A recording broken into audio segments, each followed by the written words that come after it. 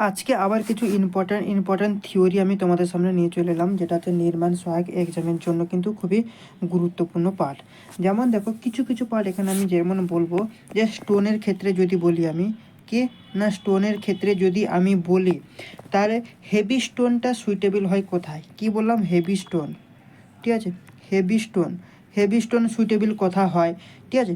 বা তোমার রোলের ক্ষেত্রে কোন স্টোনটা আমরা নিই, হাড়ের ক্ষেত্রে কোন স্টোনটা সুইটেবল হবে, এবং কি না আর্চেসের ক্ষেত্রে কোন স্টোনটা সুইটেবল হয়, এগুলো সম্পর্কে আমি কিছু এখানে থিওরি লিখিয়ে দিচ্ছি। যেমন দেখো heavy stone is suitable for কোথায় হয় না রিটেনিং ওয়ালের ক্ষেত্রে, কি রিটেনিং ওয়ালের ক্ষেত্রে কিন্তু হেভি স্টোনটা কিন্তু সুইটেবল হয়।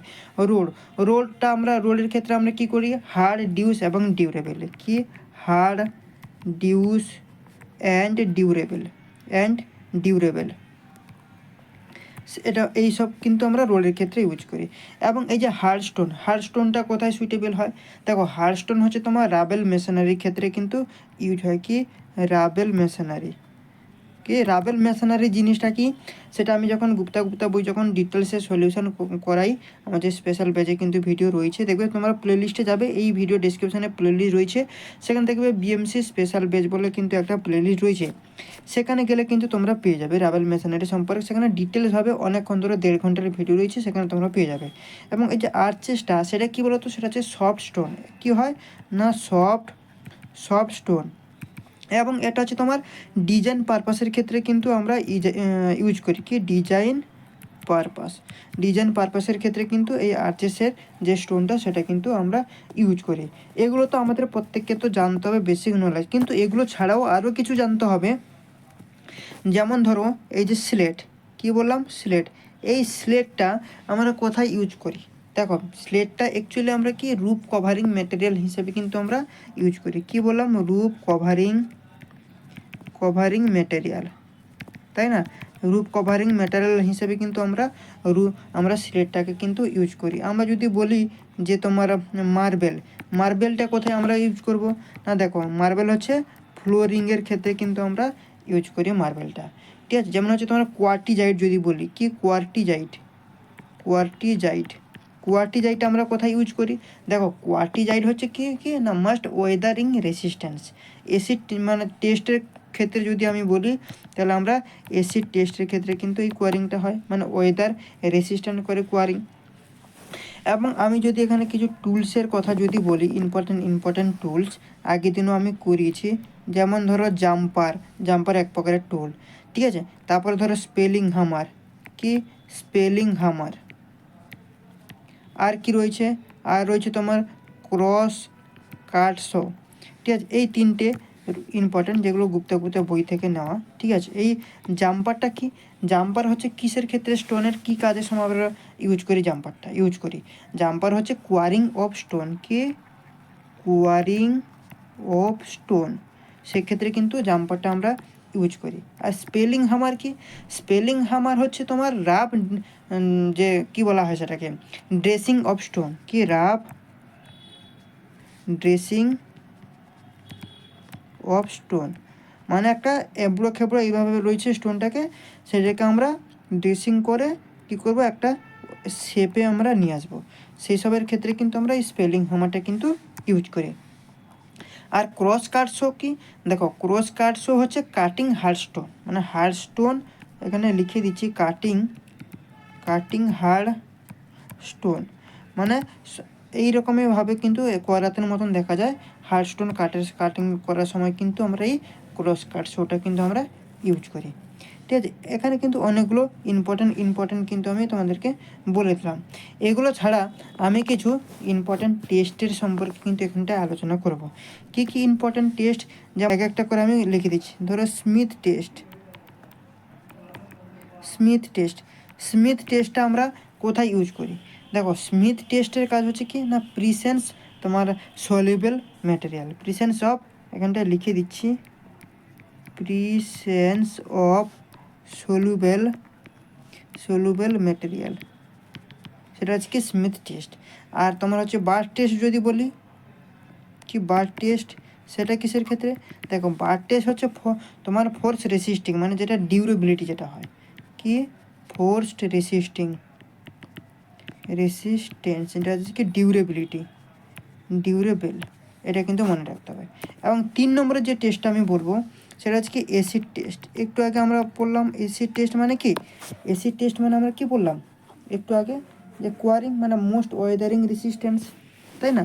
মানে এসিড টেস্ট হচ্ছে কি ওয়েদারিং, মানে ওয়েদার রেসিস্টেন্স, সেটা হচ্ছে এসিড টেস্ট। আর একটা কি মোর টেস্ট। মোর টেস্ট কি, দেখো মোর টেস্ট হচ্ছে তোমার হার্ডনেস বা টাফনেস, কি হার্ডনেস বা টাফনেস। এখান থেকে কিন্তু একটা প্রশ্ন আসবে, আজকে যে কটা লিখে দিচ্ছি না, এই টেস্টগুলো থেকে কিন্তু, এগুলো ইম্পর্ট্যান্ট টেস্ট, এই টেস্টগুলো থেকে কিন্তু একটা প্রশ্ন আসার সম্ভাবনা কিন্তু রয়েছে।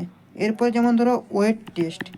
ওয়েট টেস্ট জিনিসটা কি, দেখো ওয়েট টেস্টের মাধ্যমে হচ্ছে তোমার ডগস অ্যান্ড হারবার্স, কি বলে ডগস অ্যান্ড হারবার্স, কি হারবার্স, ডগ অ্যান্ড হারবার্স। আর একটা রয়েছে কি না এট্রিশন টেস্ট। এট্রিশন টেস্টের মাধ্যমে কী হয়, রেট অফ ওয়ার আমরা করছি, কি এট্রিশন, ATTRITION। এট্রিশন টেস্টটা একটু লিখে দিচ্ছি ভালো করে নোটস, কি for determining the rate of wear of stone due to grinding action under traffic, ঠিক আছে? সেসবের ক্ষেত্রে কিন্তু আমরা এই এট্রিশন টেস্টটা কিন্তু আমরা ইউজ করি, ঠিক আছে? এই কটা ছিল গুরুত্বপূর্ণ ইনফরমেশান। এছাড়াও আরও অনেক কিছু গুরুত্বপূর্ণ ইনফরমেশান তো আমি আগের দিন বলেছিলাম, এবং ক্লাসে যথারীতি আমার চলছে, সেখানেও হচ্ছে, ঠিক আছে? এবং আমি যদি এখানে তোমাকে যদি বলি যে নিউটন পার মিলিমিটার স্কোয়ার, ঠিক আছে? ধরো তোমার এই যে ক্রাশিং স্ট্রেংথের কথা যদি বলি, ব্রিকের ক্ষেত্রে ক্রাশিং স্ট্রেংথ, ধরো আমি ফার্স্ট ক্লাস ব্রিক নিলাম, ফার্স্ট ক্লাস ব্রিকের ক্রাশিং স্ট্রেংথ কত 105, বা আমি কি বলেছি 10.5 তোমার নিউটন পার মিলিমিটার স্কোয়ার।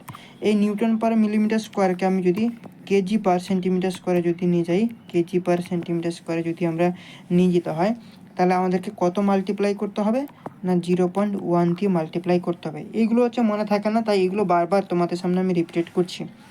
নিউটন পার মিলিমিটার স্কোয়ারকে যদি আমরা কেজি পার সেন্টিমিটার স্কোয়ারে যদি নিয়ে যাই, তাহলে কিন্তু আমাদেরকে 0.1 দিয়ে কিন্তু মাল্টিপ্লাই করতে হবে।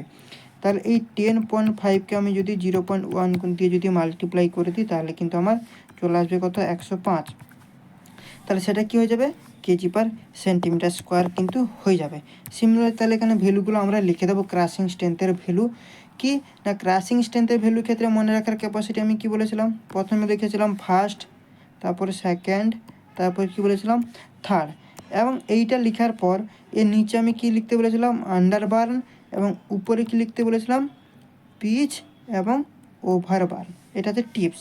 তাহলে দেখো ফার্স্ট ক্লাসের ক্ষেত্রে কত, ফার্স্ট ক্লাসের ক্ষেত্রে হচ্ছে 10.5 নিউটন পার মিলিমিটার স্কোয়ার, ঠিক আছে? সেকেন্ডের ক্ষেত্রে কত 7.5 নিউটন পার মিলিমিটার স্কোয়ার, থার্ডের ক্ষেত্রে কত 5.0 নিউটন পার মিলিমিটার স্কোয়ার, আন্ডারবার্নের ক্ষেত্রে হচ্ছে কত 3.5 নিউটন পার মিলিমিটার স্কোয়ার, এবং পিচের ক্ষেত্রে কত 24 নিউটন পার মিলিমিটার স্কোয়ার, আর ওভারবার্নের ক্ষেত্রে হচ্ছে কত 35 নিউটন পার মিলিমিটার স্কোয়ার। এইভাবে কিন্তু বন্ধুরা তোমাদেরকে কিন্তু মনে রাখতে হবে, ঠিক আছে? তো আজকে থাক এইটুকুই, নেক্সট পার্টে আবার দেখা হবে, ঠিক আছে? এই ধরনের নতুন নতুন কন্টেন্ট নিয়ে আসবে। এবং কালকে যদি না হয়, তাহলে আমি রেকর্ডিংয়ের মাধ্যমে কিন্তু তোমাদের ইরিগেশনের যে একটা ক্লাস বাকি আছে সেটা, বা স্ট্রেংথ অফ ম্যাটেরিয়াল, দুটোর মধ্যে যে কোনো একটা ক্লাস কিন্তু করিয়ে দেবো, ঠিক আছে? তো চলো আজকে সেশনটা এখানে শেষ করছি, নেক্সট পার্টে আবার দেখা হবে। Thank you.